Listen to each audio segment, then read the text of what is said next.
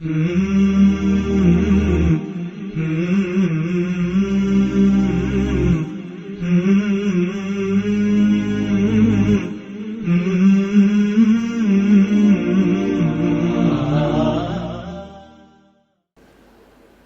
علیکم ورحمۃ اللہ وبرکاتہ۔ نحمدہ ونصلی علی رسولہ الکریم، اما بعد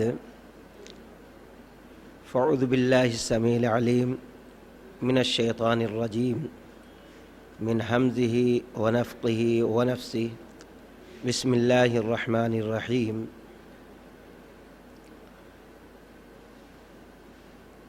رب اشرح لی صدری ویسر لی امری واحلل عقدۃ من لسانی یفقہوا قولی۔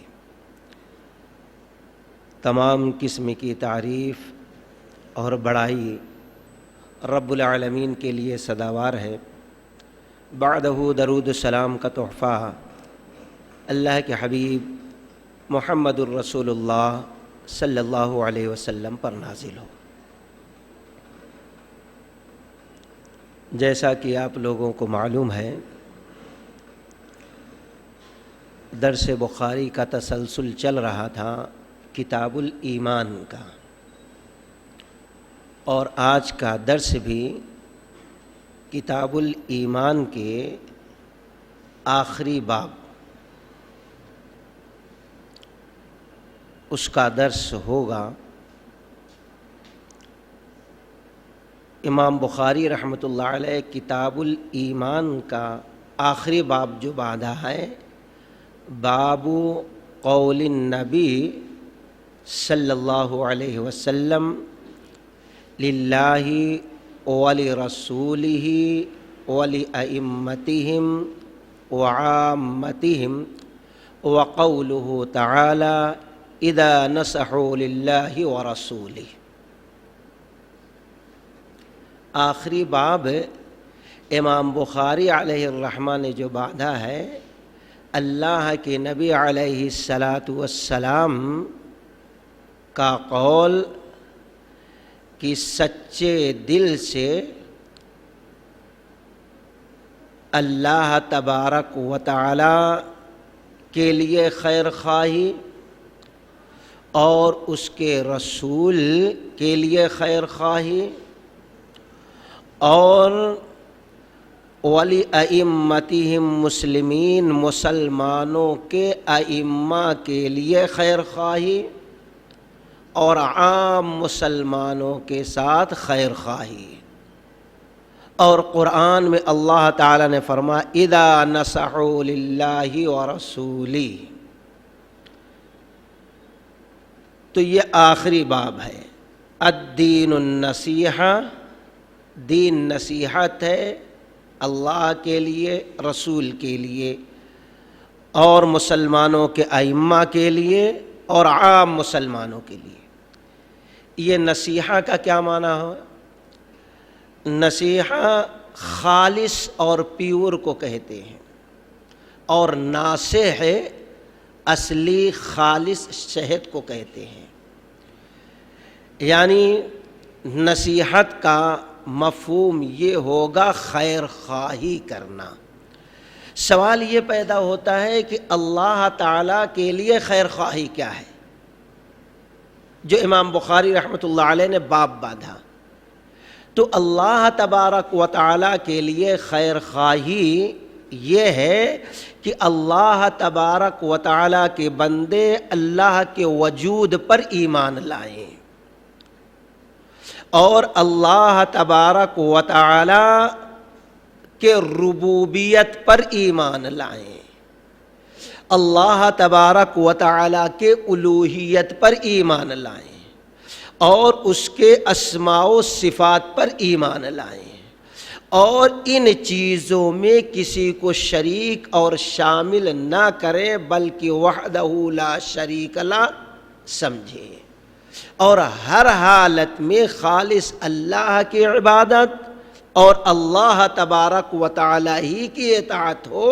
یہ ہے اللہ تبارک و تعالی کے ساتھ نصیحت، یعنی خیر خواہی۔ اب رسول کے لیے خیر خواہی کیا ہے؟ رسول کے لیے خیر خواہی یہ ہے کہ ہم ایمان لائیں اس بات پر کہ رسول اللہ صلی اللہ علیہ وسلم اللہ کے سچے پکے رسول ہیں، اور آپ کے نبوت پر ایمان لائیں، آپ سے محبت کریں، آپ صلی اللہ علیہ وسلم جو شریعت دستور قانون لائے اس سے محبت کریں، اور آپ صلی اللہ علیہ وسلم کی اطاعت کریں، اور آپ صلی اللہ علیہ وسلم کی شریعت کو لوگوں میں عام کریں، آپ صلی اللہ علیہ وسلم کی اتباع کریں، آپ صلی اللہ علیہ وسلم سے محبت کریں، آپ صلی اللہ علیہ وسلم کی مدد کریں، یعنی آپ جو شریعت لائے لوگوں میں اسی کو پھیلائیں اور تبلیغ کریں۔ یہ ہے نبی علیہ الصلاۃ والسلام کے ساتھ خیر خواہی۔ وَلِأَئِمَّتِهِمْ، اور مسلمانوں کے امام کے ساتھ خیر خواہی کیا ہے؟ مسلمانوں کے جو امام ہیں، جو امیر ہیں، جو صدر ہیں، جو کسی عہدے پر ہیں، ایسے لوگوں کی اطاعت کب کریں؟ جب ان کی بات اللہ و رسول کے موافق ہو، اور ان کے احکام کی تائید کریں جب اللہ و رسول کے موافق ہو، ان کا ہم ساتھ دیں، اور ان کے طرف سے کبھی ہم کو تکلیف پہنچتی ہے تو اس پر صبر کریں، اور ان سے کوئی غلطی ہوتی ہے، کوئی خطا ہوتی ہے تو اچھے انداز میں ان کو نصیحت کریں اور ان کے غلطی پر ان کو آگاہ کریں۔ یہ ہے امیر اور اولو الامر کے ساتھ نصیحت اور خیرخواہی۔ وعامتہم، اور عام مسلمانوں کے ساتھ خیر خواہی کیا ہے؟ عام مسلمانوں کے ساتھ خیر خواہی یہ ہے کہ ان کے تعلیم، ان کی تربیت، ان کے اخلاق کا انتظام کیا جائے، اور جن چیزوں سے ان کو نفع پہنچتا ہے اس سے آگاہ کیا جائے، اور جن چیزوں سے ان کو تکلیف اور نقصان پہنچ سکتی ہے اس سے ان کو بچانے کی کوشش کیا جائے۔ اسی طریقے سے جو مسلمانوں میں غریب ہیں، بیوہ ہیں، یتیم ہیں، مسکین ہیں، محتاج ہیں، ان کے ساتھ حسن سلوک کیا جائے، اور ان کو جو ضرورت ہو اس ضرورت کو پوری کرنے کی حتی الامکان ہم کوشش کریں، جد و جہد کریں، اور جو چیز ان کو تکلیف پہنچا سکتی ہے چاہے دنیا کے حساب سے ہو یا آخرت کے حساب سے ہو اس سے آگاہ کریں اور اس سے بچانے کی کوشش کریں۔ یہ ہے عام مسلمانوں کے ساتھ خیر خواہی اور نصیحت۔ اگر کوئی شخص شرک میں ہے، بدعت میں ہے، خرافات میں ہے تو ایسے لوگوں کو اچھے طریقے سے سمجھایا جائے اور روکا جائے۔ کوئی مسلمان بھائی گناہوں میں لت پت ہے تو اچھے انداز میں اس کو گناہوں سے نکالنے کی کوشش کیا جائے۔ جیسے کہ ابو درداء رضی اللہ تعالیٰ عنہ گزر رہے ہیں، راستے میں دیکھتے ہیں کہ کچھ لوگ مل کر ایک نوجوان کو مار رہے ہیں، سزا دے رہے ہیں۔ یہ جا کر اس نوجوان کو بچانے کی کوشش کیے تو لوگوں نے کہا اس نے یہ گناہ کیا ہے، اس کی سزا ہم دے رہے ہیں اس کو۔ تو انہوں نے سوال کیا، یہ بتاؤ کہ اگر تمہارا کوئی بھائی باوڑی میں کنویں میں گر جائے تو کیا کرو گے؟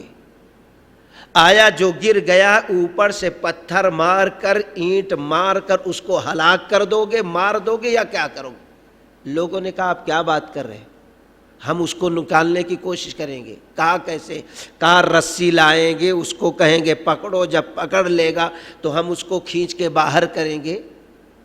تو کہا اللہ کی قسم تمہارا یہ بھائی گناہوں کے گڑھے میں باوڑی میں گر گیا ہے، اس کو مار کر ختم نہ کرو بلکہ اچھے انداز میں اس کو نصیحت کرو، یہ گناہوں کے راستے کو چھوڑ دے گا۔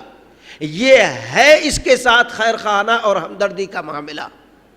یہ کہہ کر چلے گئے ابو درداء رضی اللہ تعالیٰ عنہ، تو وہ نوجوان پیچھے پیچھے جانے لگا اور مل کر کہا آپ سے ہم وعدہ کرتے ہیں اللہ کی قسم آج کے بعد اللہ کی نافرمانی ہم کوشش کریں گے کبھی نہ کریں۔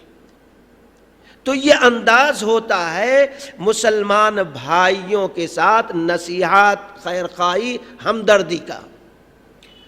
تو یہ باب باندھا امام بخاری رحمۃ اللہ علیہ نے کہ الدین النصیحہ، دین نصیحت ہے، خیر خواہی ہے، للہ ولرسولہ، اللہ کے لیے، رسول کے لیے، ولأئمتہ من المسلمین، اور مسلمان ائمہ کے لیے اور عام مسلمانوں کے لیے۔ کتاب الایمان کا یہ آخری باب ہے، اور اس آخری باب کو لوگوں کے سمجھانے کے لیے امام بخاری علیہ الرحمہ نے 2 حدیث نقل کی ہے، اور دونوں حدیث اتفاق سے جریر ابن عبداللہ البجلی رضی اللہ تعالیٰ عنہ سے روایت کردہ ہے۔ پہلی حدیث اس باب کی، مسدد رحمت اللہ علیہ نے یحییٰ بن سعید القطانی رحمت اللہ علیہ سے نقل کیا۔ یحییٰ بن سعید علیہ الرحمہ نے اسماعیل علیہ الرحمہ سے نقل کیا اس کو، اور اسماعیل علیہ الرحمہ نے اس حدیث کو ابن ابی حازم رحمت اللہ علیہ سے سنا، اور ابن ابی حازم رحمت اللہ علیہ نے صحابی رسول جریر بن عبداللہ البجلی رضی اللہ تعالیٰ عنہ سے سنا، اور جریر بن عبداللہ البجلی رضی اللہ تعالیٰ عنہ کہتے ہیں بایعت رسول اللہ صلی اللہ علیہ وسلم علی اقام الصلاة وایتاء الزکاة والنصح لکل مسلم۔ کہتے ہیں کہ اللہ کے نبی علیہ الصلاۃ والسلام نے مجھ سے بیعت لی، یعنی عہد و پیمان کیا۔ کس چیز پر؟ پہلی چیز علی اقام الصلاۃ، نماز کے قائم کرنے پر عہد و پیمان لیا۔ دوسرے وَإِقَامِ الصَّلَاةِ وَإِيتَاءِ الزَّكَاةِ، زکوٰۃ کے ادا کرنے پہ بیعت لی۔ اور تیسرے وَالنُّصْحِ لِكُلِّ مُسْلِمٍ، تیسری چیز اللہ کے نبی علیہ الصلاۃ والسلام نے جریر بن عبداللہ رضی اللہ تعالیٰ عنہ البجلی سے جو بیعت لی کہ ہر مسلمان کے ساتھ تم خیر خواہی کا معاملہ کرو گے۔ یہ ہے حدیث کا ترجمہ۔ اب جیسے کہ ہم نے ابھی بتایا کہ نصیحت کیا ہے، خیر خواہی کیا ہے، اب اس کے بعد امام بخاری علیہ الرحمہ نے دوسری حدیث نقل کی، اور ہم صرف اور خیر خواہی کا مطلب، نصیحت کا مطلب یہی سمجھتے ہیں کوئی پریشان ہے 100 روپیہ دے دو اس کی پریشانی دور ہو جائے، کسی کو کچھ کر دو بس اتنا ہی نہیں۔ دنیا اور آخرت کے حساب سے جو چیز اس کے حق میں بہتر ہے وہ بتایا جائے، اور جو چیز دنیا اور آخرت کے حساب سے نقصان دہ ہے، تکلیف دہ چیز ہے، اس سے روکا جائے، یہ ہے خیر خواہی۔ امام بخاری رحمۃ اللہ علیہ اس نصیحت کی بات کو سمجھانے کے لیے دوسری حدیث نقل کرتے ہیں، یعنی کتاب الایمان کی آخری حدیث نقل کرتے ہیں۔ جریر ابن عبداللہ رضی اللہ تعالیٰ عنہ کہتے ہیں جب مغیرہ بن شعبہ جو کوفہ کے حاکم گورنر امیر تھے معاویہ رضی اللہ تعالیٰ عنہ کی جانب سے، ان کا انتقال ہو گیا۔ جب انتقال ہو گیا تو جریر بن عبداللہ رضی اللہ تعالیٰ عنہ لوگوں کے درمیان کھڑے ہوئے اور اللہ تبارک و تعالیٰ کی حمد و ثنا بیان کی اور خوبی بھی بیان کی اللہ کی، اور کہا اے لوگو، دیکھیے خیر خواہی کا مطلب کیا ہے، اے لوگو اکیلے اللہ سے ڈرو، یہ خیر خواہی کا پہلا انداز، اے لوگو صرف اور صرف اللہ تبارک و تعالی ہی سے ڈرو، یہ پہلے خیر خواہی کے الفاظ ہیں۔ اور پھر کہتے ہیں کہ اطمینان اور سکون کے ساتھ رہو، یعنی ایسا کام نہ کرو، ایسا طریقہ اختیار نہ کرو، ایسا رویہ اختیار نہ کرو کہ بستی محلے مسلمانوں کی جماعت کا ماحول جو ہے خراب ہو جائے، یہ دوسرا طریقہ ہے خیر خواہی کا۔ اور پھر کہتے ہیں کہ اے لوگو اب دوسرا امیر آنے والا ہے، جب تک وہ نہ آئے تحمل اور اطمینان کے ساتھ رہنا، کہیں ایسا نہ ہو امیر نہیں ہے، لڑ لو جھگڑ لو، ماحول خراب ہوتا جائے اور کوئی تمہارا فیصلہ کرنے والا نہ ہو، تم ماننے والے نہ ہو۔ اس لیے جب تک امیر نہ آئے اللہ کے واسطے تحمل اور اطمینان کے ساتھ رہنا۔ پھر کہتے ہیں تمہارا یہ امیر یعنی مغیرہ بن شعبہ رضی اللہ تعالی عنہ وفات پا چکے ہیں، تم ان کے لیے اللہ تبارک و تعالی سے مغفرت کی دعا کرتے رہنا، کیونکہ تمہارا یہ بھائی ہمیشہ معافی کو بہت زیادہ پسند کرتا تھا۔ یہ ہے خیر خواہی کہ مغفرت کی دعا کرنا، یہ چاہے زندہ ہو یا مرا ہوا مومن ہو، اس کے ساتھ خیر خواہی سب سے بہتر یہ ہے کہ مغفرت کی دعا کی جائے۔ اور رب نے ہمیں سکھا دیا ہے ربنا اغفر لنا ولاخواننا الذین سبقونا بالایمان، اے اللہ ہماری بخشش فرما دے اور وہ ایمان والے جو گزر چکے ہیں ان کی بخشش فرما دے، ان کو بخش دے، معاف فرما دے۔ وَلِإِخْوَانِنَا الَّذِينَ سَبَقُونَا بِالْإِيمَانِ وَلَا تَجْعَلْ فِي قُلُوبِنَا غِلًّا لِّلَّذِينَ آمَنُوا رَبَّنَا إِنَّكَ رَءُوفٌ رَحِيمٌ۔ اللہ ہمارے دل کو، ہمارے سینے کو، ہمارے قلوب کو پاک صاف رکھ، کسی مومن بھائی کے لیے کدورت، کینہ، کپٹ، بغض، حسد نہ ہو، بے شک تم مشفق ہے، مہربان ہے، رحم کرنے والا ہے۔ تو زندہ ہو تو کوئی مردہ ہے تو اس کے لیے مغفرت کی دعا کرنا، اس کے ساتھ خیر خواہی کرنا ہے۔